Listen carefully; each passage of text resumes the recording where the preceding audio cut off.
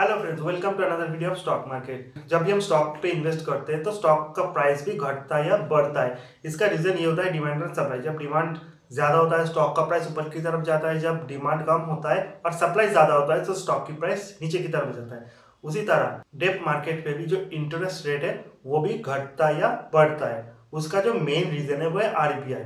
RBI हमेशा ही interest rate को घटाता है या बढ़ाता है, जिससे उसका सीधा सीधा इम्पैक्ट फिक्स्ड इनकम सिक्योरिटी यानी कि बॉन्ड, फिक्स्ड डिपॉजिट इसके ऊपर पड़ता है। इस पर्टिकुलर वीडियो में हम इन चीजों के बारे में डिटेल्स में डिस्कस करने वाले हैं। तो चलिए वीडियो को शुरू करते हैं। हमको सबसे पहले ये जानना होगा कि इंटरेस्ट रेट आरबीआई क्यों घटाता है या फिर बढ़ाता है। फ्रेंड्स, हमारे देश में जो सेंट्रल बैंक है वो है रिजर्व बैंक ऑफ इंडिया, जो कि इंटरेस्ट रेट को घटा भी सकता है या फिर बढ़ा भी सकता है। इंटरेस्ट रेट, जो कि रेपो रेट के नाम से भी जाना जाता है, ये वो बेस रेट है जिस पर्टिकुलर रेट में बैंक आरबीआई से अमाउंट बोरो करता है। हर बैंक को अपना बिजनेस चलाने के लिए बहुत ज्यादा कैपिटल का जरूरत पड़ता है, तो ये कैपिटल वो आरबीआई से बोरो करता है और उसका एक फिक्स्ड रेट ऑफ इंटरेस्ट होता है। मान लो कोई पर्टिकुलर बैंक ने आरबीआई से 5% इंटरेस्ट रेट पे कैपिटल को बोरो किया। अब जब वो पर्टिकुलर बैंक लोन डिस्ट्रीब्यूट करता है तो ये तो बैंक के लिए पॉसिबल नहीं होता कि 5% पे ही वो लोन डिस्ट्रीब्यूट करे। वो उस पर अपना कुछ मार्जिन प्रॉफिट लगा के 7%, 8% रेट ऑफ इंटरेस्ट में उस पर्टिकुलर लोन को डिस्ट्रीब्यूट करता है, और जो प्रॉफिट होता है उससे 5% जो है वो आरबीआई को, बैंक को पे करना पड़ता है, और रिमेनिंग बैंक का नेट प्रॉफिट होता है। क्योंकि जिस रेट पे बैंक बोरो कर रहा है उस रेट पे अगर वो लोन डिस्ट्रीब्यूट करे तो उससे उसका कोई प्रॉफिट तो होने नहीं वाला। अब आरबीआई इंटरेस्ट रेट को इसी रीजन से घटाता या बढ़ाता है ताकि इकोनॉमी में स्टेबिलिटी बना रहे और इकोनॉमी भी ग्रो हो। एंड स्टेबिलिटी बना रहता है इन्फ्लेशन एंड मनी सप्लाई से। मान लो कंट्री में बहुत ज्यादा स्लो डाउन चल रहा है और कंज्यूमर ज्यादा अमाउंट स्पेंड नहीं कर रहा, उस पर्टिकुलर टाइम इकोनॉमी को बूस्ट करने के लिए आरबीआई क्या करेगा, आरबीआई इंटरेस्ट रेट को कट करेगा, जिससे बैंक ज्यादा लोन डिस्ट्रीब्यूट कर सके और पब्लिक के बीच भी लोन लेने का बहुत ज्यादा क्रेज मच जाए। इससे होगा क्या, इससे ज्यादा कम इंटरेस्ट में अगर आपको ज्यादा लोन मिले तो सभी लोग ज्यादा लोन लेने लगेंगे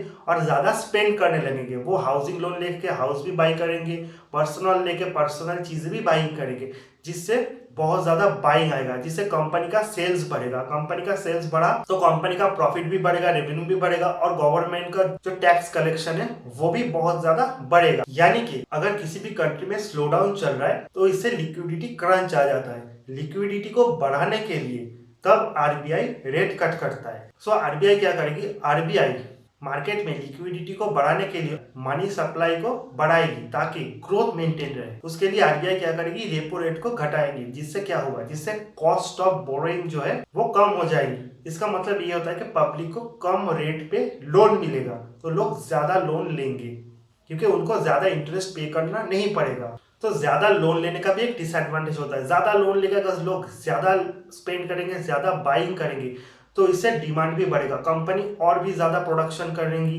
ताकि वो डिमांड और सप्लाई के बीच का जो गैप है उसे फुलफिल कर सके।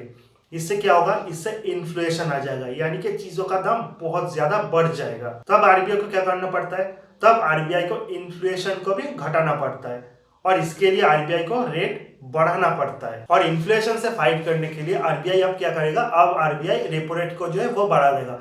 रेपो रेट अगर आरबीआई बढ़ा देता है तो कॉस्ट ऑफ बोरोइंग भी बढ़ जाता है, और कॉस्ट ऑफ बोरोइंग जब बढ़ेगा तो नॉर्मली क्या होगा, उससे फिक्स्ड इनकम में ज्यादा इंटरेस्ट आपको मिलेगा। यानी कि बॉन्ड पे ज्यादा इंटरेस्ट मिलेगा, फिक्स्ड डिपॉजिट पे आपको इंटरेस्ट ज्यादा मिलेगा। तो तब लोग क्या करेंगे, तब लोग स्पेंडिंग कम कर देंगे और ज्यादा अमाउंट सेव करेंगे, क्योंकि सेविंग्स पे उनको ज्यादा प्रॉफिट हो रहा है। अब हम जान लेते हैं आरबीआई की इस रेट चेंज से डेब्ट फंड में क्या इम्पैक्ट पड़ता है। देखिए, डेब्ट फंड वो फंड होते हैं जो कि government security, treasury bill, corporate bond, इन सभी चीजों में इन्वेस्ट करता है। आपको इस तरीके से इसको समझना होगा कि हम इन सारी चीजों में इन्वेस्ट करके इनको लोन दे रहे हैं, जिससे हमको एक फिक्स रेट ऑफ इंटरेस्ट मिलेगा। यानी कि जिन्होंने भी इन पर्टिकुलर बॉन्ड्स को इशू किया है, गवर्नमेंट हो या फिर कोई कंपनी हो, हम उसे लोन दे रहे हैं, वो हमसे बोरो कर रहे हैं, और इसके लिए वो हमें एक फिक्स्ड रेट ऑफ इंटरेस्ट भी देंगे। अब जान लेते हैं आरबीआई के रेपो रेट पे चेंजेस आने से बॉन्ड के इंटरेस्ट रेट पे